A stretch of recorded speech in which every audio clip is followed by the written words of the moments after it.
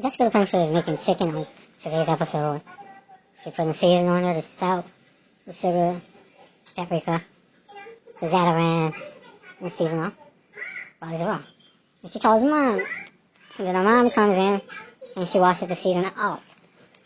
She washes the seasoning off and she says, Jessica, washes the seasoning off.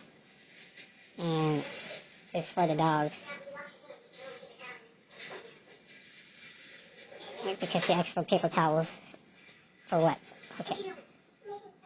She asked, what is she doing? And she's washing the chicken. And she asked, where is she getting the chicken from? I thought that was hilarious. No, seriously, she just started washing all the seasoning off.